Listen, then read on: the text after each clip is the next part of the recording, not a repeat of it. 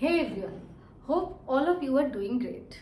Yesterday, I have discussed about the translation initiation process, and today in that video, I'll discuss about the rest of the part of the translation. So let's start with me.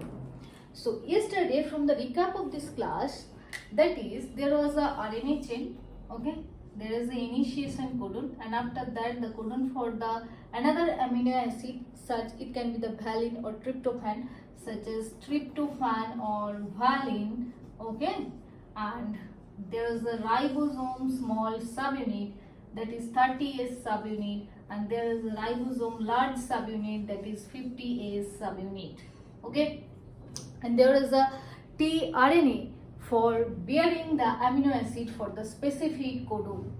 So tRNA, here three sides of the ribosome small subunit. This is actually small subunits portion. This is actually 3 subunit portion of the.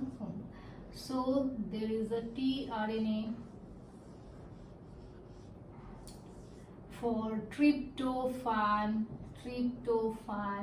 there is a tRNA for another amino acid, that is valine, and this is the exit site, this is the peptidyl site, and this is the amino acyl site. So this is the recap from the previous video. Then the elongation procedure is respected to the by bounding of these 2 amino acids and 3rd, 4th, 5th and so on. So this process is called the elongation.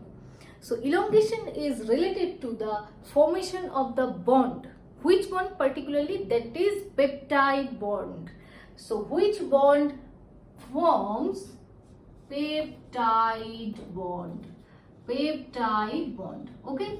Peptide bond forms between 2 amino acids for the elongation purpose, okay? So how this bond is formation, and also in the elongation procedure, the tRNA will transfer to the E site. When this bond is formed, this CC end bond will cut down and this tRNA will transfer to the exit site, and this amino acyl tRNA transfer to the P site. So elongation is related mainly to incident. One incident, that is formation of peptide bond,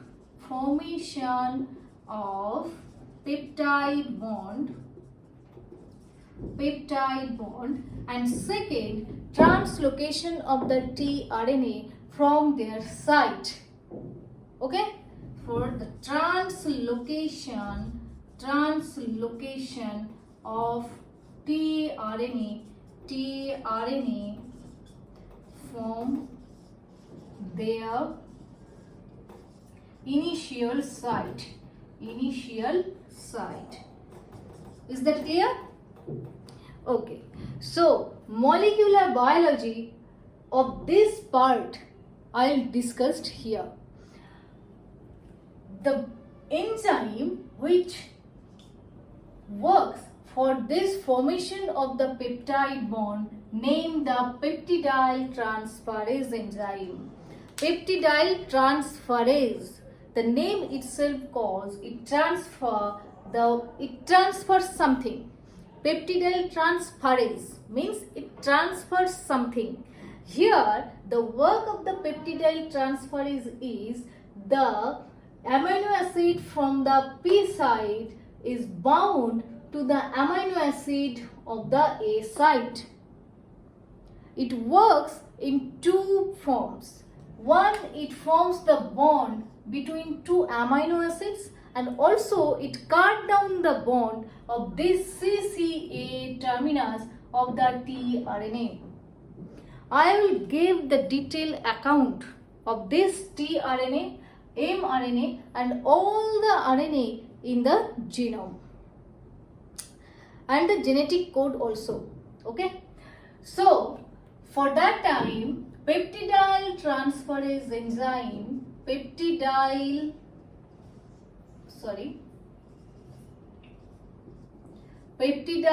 transferase enzyme, which helps to create this bond between two amino acids, and also it helps to cut down the bond of the tRNA and the amino acids. If this bond is not cut down, then this P sites tRNA cannot translocate to the exit sites, and so that it can exit from this ribosomal unit. Okay. So the bond formation, I hope it is clear to all of you. And second, the translocation of the tRNA, there is a cycle and the new character will come. The new character, that is named EFTU. That is known as EFTU and EFTS complex. So this complex helps for the translocation of the tRNA from their initial sites. It is the GTP dependent. It is important. It is GTP dependent. Whole of the translation procedure use the GTP as the energy source, except the amino acylation of the tRNA, which was start prior to initiation of the translation. Okay, so how it is works? Now come to it. EF first comes. EFTU complex binds with the GTP, and forms EFTU GTP complex. Okay, EFTU GTP complex then binds with this tRNA, P sites tRNA. It bounds to the P site tRNA, bound to P site tRNA. Because if this P site tRNA is not translocated to E site, then also this tRNA is not translocated, because there is a seat is already filled up. So this seat will be vacated for translocation of the next one. So EFTU complex first bind with this P site tRNA, and after that GTP hydrolysis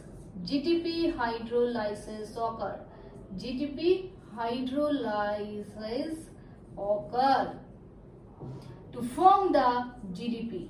When this GTP hydrolysis occurs, it forms it gives the translocation from P site to exit sites.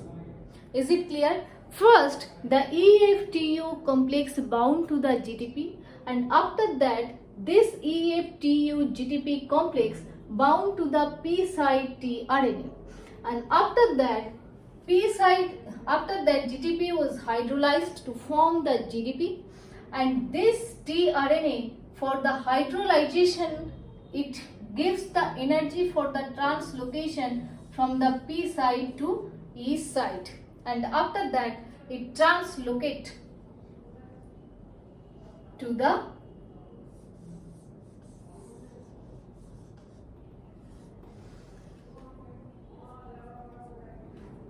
E site, P site to E site. Okay, but this EFTU is needed to translocate also this tRNA, so it should be the recycled.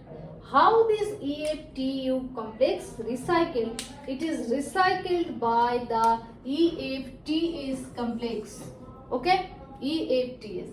So the recyclation of the EFTU is processed by EFTS complex, and translocation of the tRNA is processed by EFTU GTP complex. I hope it is clear to you. Let's come to how the EFTU complex recycled to reused. Okay. Then sorry for this interruption. Okay. This EFTU GDP complex then binds with the EFTS complex. Okay, EFTS. When bounds to the EFTU GDP with EFTS, the GDP will released from the EFTU. So GDP will released. GDP released and forms EFTU EFTS complex. EF means elongation factor. Okay, elongation factor. So this complex will form after bounding by GTP. The EFTS complex is released. EFTS is released and forms the EFTU GTP complex. What is happening here? After the use of the GDP for the translocation of the P sites, the EFTU GDP complex bound to the EFTS. Whenever the EFTS bounds to the GDP EFTU, the GDP is released and forms the EFTU EFTS complex. After that, the GDP will bound to this complex and forms the EFTU GDP, and this factor is released. EFTU used for the translocation of the tRNA, and EFT is used for the recyclation of the EFTU. Okay, one is used for the recyclation and one is used for the translocation. So for the translocation EFTU and for the recyclation EFTS. It is important to remind this thing in this portion. Okay, and after that, this tRNA is also translocated to the P sites. This tRNA, okay, this tRNA is also translocated .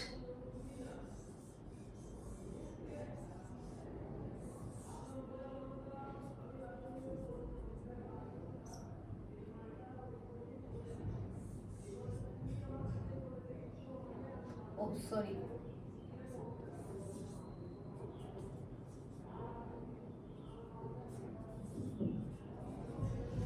This tRNA with the nascent peptide bond with the nascent protein chain.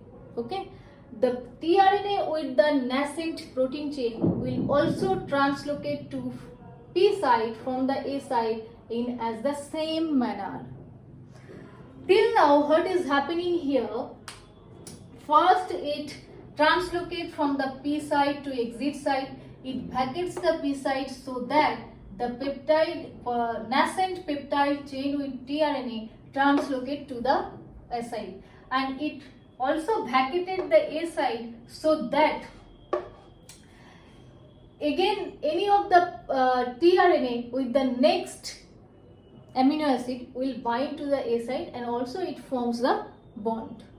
Okay, so in this case the mRNA chain will move. The mRNA chain will move to this side, not the ribosome. Okay, mRNA chain will move to this side, not the ribosome. Till now, the translocation and the elongation procedure is related to the this portion for completing the translation. After that, I will discuss about how it is ended the translation procedure, and also there is a ribosome recycling factor for reusing this ribosome. Till now, thank you.